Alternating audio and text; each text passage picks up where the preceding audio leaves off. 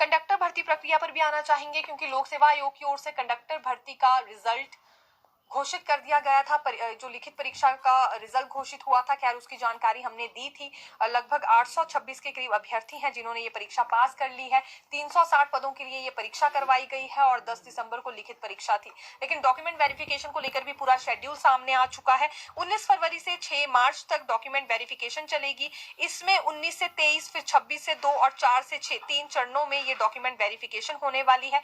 लोक सेवा आयोग की ओर से पूरा शेड्यूल वेबसाइट पर डाल दिया गया है। कौन कौन से डॉक्यूमेंट्स लेकर इन्हें आना है, इस बारे में भी जानकारी दे दी गई है। देखिए, इसमें 10वीं और 12वीं कक्षा की मार्कशीट, कंडक्टर लाइसेंस होना इनके पास जरूरी है और हिमाचली बोनाफाइड्स सर्टिफिकेट होना इनके पास जरूरी है। बीपीएल कैटेगरी का सर्टिफिकेट भी होना चाहिए, यानी कि अपनी अपनी कैटेगरी से संबंधित सर्टिफिकेट्स लाने के लिए भी इन्हें कहा गया है। बाकी की जानकारी लोक सेवा आयोग की वेबसाइट पर ये देख सकते हैं। लंबे समय से, क्योंकि देखिए ये इंतजार कर रहे थे कि आखिरकार कब ये भर्ती प्रक्रिया शुरू होगी, तो लिखित परीक्षा का रिजल्ट भी घोषित हो चुका है। डॉक्यूमेंट वेरिफिकेशन का शेड्यूल भी सामने आ चुका है और अधिसूचना जारी हो गई है डॉक्यूमेंट वेरिफिकेशन को लेकर। एचआरटीसी कर्मचारी यूनियन की ओर से भी मांग रखी जा रही थी कि जल्द से जल्द कंडक्टरों की भर्ती होनी चाहिए, क्योंकि वहां जो अभी मौजूदा समय में कंडक्टर्स अपनी सेवाएं दे रहे हैं, अतिरिक्त कार्यभार उन पर है। तो अब ऐसे में नए कंडक्टर लगभग 360 के करीब पदों पर ये नई भर्तियां भी हो पाएंगी। लेकिन कंपनी प्रबंधन ने अभी तक देखिए कुछ नहीं किया है। पेपर लीक मामले पर भी बड़ी अपडेट आज हम आपके लिए लेकर आए हैं। पोस्ट कोड 970 जेई सिविल में क्योंकि एफआईआर दर्ज है और इस मामले में सुनवाई होनी थी और पूरे मामले की जो मास्टरमाइंड मानी जा रही है उमा आजाद, इनकी ओर से बेल लगाई गई थी, लेकिन बेल इन्हें नहीं मिल पाई है और अब इस मामले की अगली सुनवाई 8 फरवरी को होने वाली है हमीरपुर कोर्ट में। दरअसल हमीरपुर कोर्ट में ये मामला लगा था और बेल यहाँ पर मांगी गई थी उमा आजाद की ओर से, लेकिन बेल इन्हें नहीं मिली और यहाँ जानकारी सामने ये आई है कि अब 8 फरवरी को दोबारा से इस मामले की सुनवाई होने वाली है। पोस्ट कोड 970 जेई सिविल की यहाँ पर हम बात कर रहे हैं।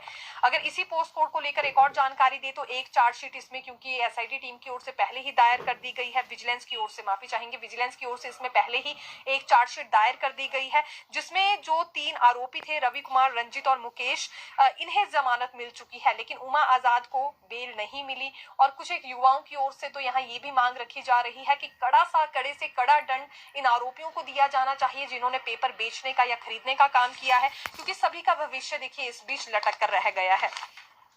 ये भी मातृत्व अवकाश का लाभ मिलने जा रहा है।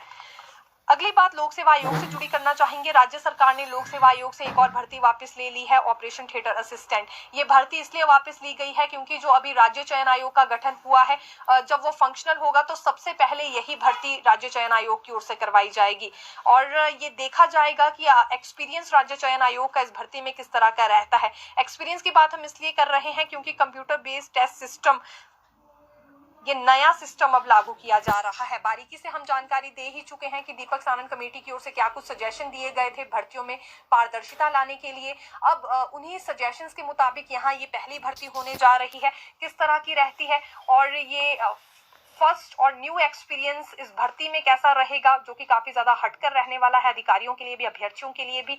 ये इस चीज का आकलन भी यहाँ देखिए बाद में किया जाएगा। तो कंप्यूटर बेस्ड टेस्ट सिस्टम इस भर्ती में इस्तेमाल होने वाला है। ऑपरेशन थिएटर असिस्टेंट, पहले लोक सेवा आयोग को यह जिम्मा दे दिया गया था भर्ती करवाने का, लेकिन अब वापस ली जा रही है राज्य चयन आयोग, क्योंकि इस भर्ती को करवाएगा और इसी भर्ती से शुरुआत अब राज्य चयन आयोग की भी होने वाली है।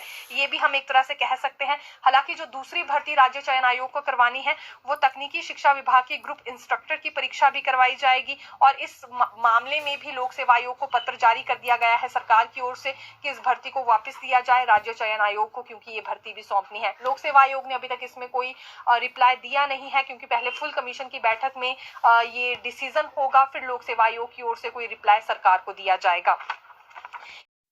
देखिए, एक और भर्ती है, ये स्टैटिस्टिकल असिस्टेंट ग्रुप की भर्ती बताई जा रही है और इसमें जो भर्ती एवं पदोन्नति नियम है बदलाव किया गया है। 2017 में ये भर्ती एवं पदोन्नति नियम बनाए गए थे, 2024 में इसमें बदलाव किया गया है। शैक्षणिक योग्यता और कुछ एक चीजों को बदल दिया गया है। साथ ही साथ कॉन्ट्रैक्ट पीरियड पर 23,100 रुपए अब इसमें वेतन मिलेगा। ये अधिसूचना भी आज जारी हो गई है। शिक्षा मंत्री रोहित ठाकुर की बैठक पर अब आना चाहेंगे। आज समीक्षा बैठक थी सचिवालय में। हालांकि देखिए, उम्मीदें तो ये लगाई जा रही थी इस बैठक से कि शिक्षा विभाग विभाग में जितने भी पेचीदा मामले चल रहे हैं उसे लेकर फीडबैक ली जाएगी। लेकिन महज 2 इश्यूज को लेकर यहाँ आज फीडबैक ली गई है शिक्षा मंत्री की ओर से, जिसमें एक एसएमसीज हैं और दूसरे कंप्यूटर शिक्षक हैं। अगले कल कैबिनेट सब कमेटी की क्योंकि बैठक होने वाली है, जिसमें मंत्री अनिरुद्ध सिंह और विक्रमादित्य सिंह भी शामिल होंगे। ये 3 मंत्रियों की क्योंकि कैबिनेट सब कमेटी बनाई गई थी और अध्यक्ष इसमें शिक्षा मंत्री रोहित ठाकुर हैं, तो इसी पर फीडबैक ली गई है अधिकारियों से। और ये भी अधिकारियों को कहा गया है कि अगले कल वो पूरी प्रेजेंटेशन तैयार करके आए और अभी लीगल स्टेटस इन दोनों ही मामलों में क्या चल रहा है ये भी बताना होगा। एसएमसीज की ओर से मांग उठाई जा रही है पॉलिसी को लेकर और कंप्यूटर शिक्षक भी रेगुलर पॉलिसी की मांग उठा रहे हैं। कॉमन डिमांड है, इनका कहना है कि सीधे तौर पर ये विभाग के दायरे में आने चाहिए और जो सभी लाभ बाकी शिक्षकों को दिए जा रहे हैं वही इन्हें भी दिए जाए। वेतन इनका बहुत कम है, छुट्टियों को लेकर इन्हें दिक्कत रहती है और ओपीएस के दायरे में फिर ये भी आ पाएंगे। तमाम इन चीजों को लेकर देखिए इन्होंने मांग उठाई है और अब पॉलिसी को लेकर अगले कल चर्चा होने वाली है। उसके बाद पॉलिसी का प्रारूप बनना तैयार होगा, लेकिन उससे पहले अधिकारियों को प्रेजेंटेशन देनी होगी। प्रेजेंटेशन में ये बताना होगा कि अभी फिलहाल मौजूदा समय में क्या स्टेटस चल रहा है। 13